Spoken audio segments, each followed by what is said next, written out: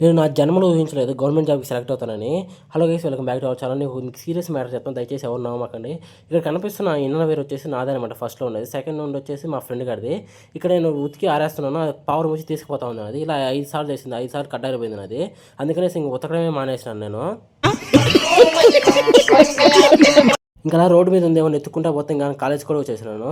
College అయిపోతే college లేదు, ఈరోజు స్వచ్ఛ భారత్ అని చెప్పేసి మా సార్ వాళ్ళందరూ గ్రౌండ్‌కి తీసుకొచ్చేసినారు. ఈ పాటికి మీకు అర్థమైపోయి ఉంటది నేను ఏ గవర్నమెంట్ జాబ్‌కి సెలెక్ట్ అయినాను. అదే ఉపాధి వర్క్ అంటే ఉపాధి వర్క్ అంటే కరువు పని. ఇక గ్రౌండ్‌కెళ్ళి వాళ్ళు ఆధార్ ఏసుకుంటారు కదా! మేము కూడా అటెండెన్స్ ఏసుకొని గ్రౌండ్‌కి వచ్చేసినాము. మన కాలేజ్ మనం కాకపోతే ఎవరు చెప్పండి క్లీన్ చేసుకుంటారు. మా ఫ్రెండ్ గాని చూస్తుంటే ఈ తొప్పల పని చేస్తా ఉంటాడు. చిన్నప్పుడైతే టీవీలో వచ్చేవాడు. పాములు తింటా, పురుగులు తింటా ఓడే గుర్తొచ్చాడు నాకైతే. నమీబియాలో ఉన్నాను. భయంకరమైన చోటు నుంచి ప్రాణాలతో ఎలా బయటపడాలో నేను మీకు చూపించబోతున్నాను. ఇక్కడ ఎండ బాగా కాల్చేస్తాం. 43 డిగ్రీల సెల్సియస్ వరకు ఉండొచ్చు.